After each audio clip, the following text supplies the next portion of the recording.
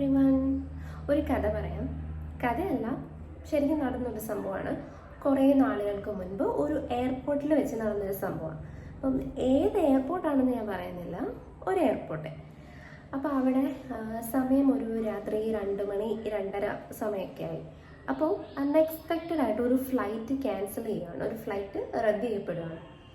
അപ്പോൾ ഈ ഫ്ലൈറ്റിലെ പാസഞ്ചേഴ്സ് എല്ലാവരും വേറെ ഏതെങ്കിലും ഫ്ലൈറ്റിൽ ടിക്കറ്റ് കിട്ടുമോ എന്നൊക്കെ അറിയാൻ വേണ്ടി എൻക്വയറി കൗണ്ടറിലോട്ട് ചെല്ലുവാണ്. അപ്പം രാത്രിയാണ്, സ്റ്റാഫ്സ് ഒക്കെ കുറവാണ്. അപ്പോൾ ചെന്ന് നോക്കുമ്പോൾ ആ ഒരു കൗണ്ടറിലാകെപ്പാടെ ഒറ്റ പെൺകുട്ടിയേ ഉള്ളൂ. ഒരു ക്യാബിനിൽ മാത്രം ഒരു പെൺകുട്ടി, ഒരു സ്റ്റാഫ് മാത്രമേ ഉള്ളൂ.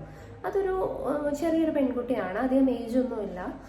അപ്പോൾ ഈ ആൾക്കാരെല്ലാം ഇങ്ങനെ അവിടെ ക്യൂ നിൽക്കുവാണ്. എന്ത് ചെയ്യണം എന്നൊക്കെ അറിയാൻ വേണ്ടിയിട്ട്, ഇനി വേറെ ഏതെങ്കിലും ഫ്ലൈറ്റിലെ ടിക്കറ്റ് കിട്ടുമോ എന്നൊക്കെ അറിയാൻ വേണ്ടിയിട്ട് ഇങ്ങനെ നിൽക്കുക. അപ്പോൾ കുറച്ച് നേരം കഴിഞ്ഞപ്പോഴത്തേനും ഒരു ഭയങ്കര കൊമ്പമീശക്കാരനായിട്ടുള്ള ഒരു മനുഷ്യൻ അങ്ങോട്ട് വരിക. അപ്പം ഇയാളുടെ മുഖത്തിങ്ങനെ ഭയങ്കര ദേഷ്യഭാവമാണ്. ഇയാളിങ്ങനെ ദേഷ്യപ്പെട്ട് ഇങ്ങനെ വരുമ്പോൾ കാണുന്നവർക്കെല്ലാം അയാളെ കണ്ടപ്പോൾ ഒരു പേടി തോന്നി. ഇയാൾ ദേഷ്യപ്പെട്ട് അവിടെ നിന്ന് ക്യൂവിൽ നിന്ന് ആൾക്കാരെ എല്ലാം തട്ടി മാറ്റിയിട്ട് ഏറ്റവും ഫ്രണ്ടിൽ വരികയാണ്. വന്നിട്ട് ദേഷ്യപ്പെട്ട് ആ പെൺകുട്ടിയോട് പറയുകയാണ്, എനിക്ക് ഈ ഫ്ലൈറ്റിൽ തന്നെ പോകണം, അതും എക്സിക്യൂട്ടീവ് ക്ലാസ്സിൽ തന്നെ പോയേ പറ്റത്തുള്ളൂ.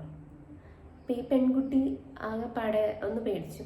എന്നിട്ട് അയാളോട് കാമായിട്ട് പറഞ്ഞു, സാർ, താങ്കൾ ക്യൂവിൽ നിൽക്കും. ഈ ക്യൂവിൽ നിൽക്കുന്ന എല്ലാവരുടെയും കാര്യം കഴിഞ്ഞിട്ട് ഞാൻ താങ്കൾക്ക് വേണ്ടത് എന്താണോ അത് ഞാൻ ചെയ്തു തരാമെന്ന് പറഞ്ഞു. അപ്പം ഇയാൾ ദേഷ്യപ്പെട്ടിട്ട് പറഞ്ഞു, നിനക്ക് ഞാൻ ആരാണെന്നറിയാമോ എന്ന് ചോദിച്ചു. അപ്പം ഈ പെൺകുട്ടി ഒന്നും മിണ്ടിയില്ല. ഒരു സെക്കൻഡ് ഒന്നും മിണ്ടാതെ നിന്നിട്ട് ആ പെൺകുട്ടി മൈക്ക് എടുത്തിട്ടൊന്ന് അനൗൺസ് ചെയ്തു, യാത്രക്കാർ സദയം ശ്രദ്ധിക്കുക, 12ാം നമ്പർ കൗണ്ടറിൽ നിൽക്കുന്ന ഈ ഒരു കൊമ്പൻമീശയുള്ള ഒരു മനുഷ്യനുണ്ട്. അദ്ദേഹം ആരാണെന്ന് മനസ്സിലാവുന്നില്ല. നിങ്ങൾക്ക് ആർക്കെങ്കിലും അദ്ദേഹം ആരാണെന്ന് മനസ്സിലായി എങ്കിൽ അദ്ദേഹത്തെ ഒന്ന് അറിയിക്കുക എന്ന് പറഞ്ഞു. അപ്പോൾ ഇത് കേട്ട് അവിടെ നിന്ന പാസഞ്ചേഴ്സ് എല്ലാവരും ആ പെൺകുട്ടിയുടെ ആ ഒരു ഹ്യൂമർ സെൻസ് കണ്ട് ആ പെൺകുട്ടി പറഞ്ഞത് കേട്ട് പൊട്ടിച്ചിരിച്ചു. ഇത് കേട്ടപ്പോഴത്തേക്കിന് നമ്മുടെ ഈ കൊമ്പമീശക്കാരന് പിന്നെയും ദേഷ്യമാണ്. അപ്പം അദ്ദേഹം വീണ്ടും പറഞ്ഞു, നിന്റെ തല ഞാൻ തല്ലി പൊളിക്കും, നിന്നോട് ഞാൻ കോമഡി പറയാനല്ല പറഞ്ഞത്, എനിക്കൊരാവശ്യമുണ്ട് ഇങ്ങനെ പറഞ്ഞു. ഇത് കേട്ടപ്പോൾ ഈ പെൺകുട്ടി പിന്നെ പറഞ്ഞു, അതിനും താങ്കൾ ക്യൂവിൽ നിൽക്കേണ്ടി വരും സാർ, കാരണം ഇവിടെ വലിയ ക്യൂ ഉണ്ട്, എനിക്ക് അവരുടെ കാര്യങ്ങളൊക്കെ ചെയ്യണം, അത് കഴിഞ്ഞിട്ട് താങ്കൾക്ക് വേണ്ടത് എന്തായാലും ചെയ്തു തരാം എന്ന് പറഞ്ഞു. ഇത്രയും കൂടെ ആയപ്പോഴത്തേക്കിനും നമ്മുടെ കൊമ്പമീശക്കാരന് പിന്നെ ഒന്നും പറയാൻ പറ്റിയില്ല. അയാളുടെ ദേഷ്യം കടിച്ചമർത്തിക്കൊണ്ട് അവിടുന്ന് പോവുകയാണ് ചെയ്തത്. അപ്പോൾ ഈ കഥയിലൂടെ പറഞ്ഞു വന്നത് വേറൊന്നുമല്ല, പല കാര്യങ്ങളുണ്ട്. യെസ്, ഹ്യൂമർ സെൻസ്, നമ്മുടെ ഹ്യൂമർ സെൻസിന്റെ ഒരു പ്രാധാന്യത്തെ പറ്റി ഈ ഒരു കഥയിൽ ഒരു മെസ്സേജ് ഒളിഞ്ഞു കിടപ്പുണ്ട്.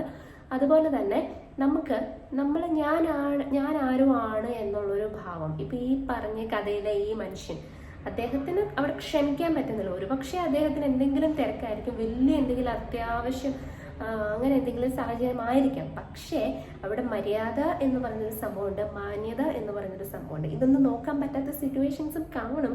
പക്ഷേ നമ്മൾ പബ്ലിക്കായിട്ട് ഒരാളോട് ബിഹേവ് ചെയ്യുമ്പോൾ ഞാൻ എന്തോ വലിയ സംഭവമാണ്, നീയൊക്കെ എനിക്ക് താഴെ ഉള്ളൂ എന്ന രീതിയിലുള്ള ഒരു ആറ്റിറ്റ്യൂഡ് വെച്ചുകൊണ്ട് നടന്നാൽ നമുക്ക് എപ്പോഴും സക്സസ് നേടാൻ പറ്റിയെന്ന് വരത്തില്ല. കാരണം അവിടെ എപ്പോഴും അഹംഭാവം എന്ന് പറഞ്ഞൊരു സംഭവം വിജയിക്കണം എന്നില്ല. എല്ലായിടത്തും പുഞ്ചിരിച്ചുകൊണ്ട് നിൽക്കുന്ന ആൾക്കാരായിരിക്കും വിജയിക്കുന്നത്. ഒരു പഴയ ഒരു കോട്ടുണ്ട്, നമ്മുടെ എതിരാളികളെ തളർത്താൻ നമ്മുടെ കയ്യിലുള്ള ഏറ്റവും നല്ല ടൂൾ എന്ന് പറയുന്നത് നമ്മുടെ പുഞ്ചിരിയാണ്. നമ്മളോട് ദേഷ്യപ്പെടുന്ന ഒരാളിനെ നോക്കി നമ്മൾ പുഞ്ചിരിച്ചു കഴിഞ്ഞാൽ അവർക്കൊരു കൺഫ്യൂഷൻ വരും. ഇപ്പം ഞാനാണോ അവരോട് ദേഷ്യപ്പെട്ട, അവരാണോ എന്നോട് ഇങ്ങനെ ചെയ്തത് എന്നുള്ളൊരു കൺഫ്യൂഷൻ വരും.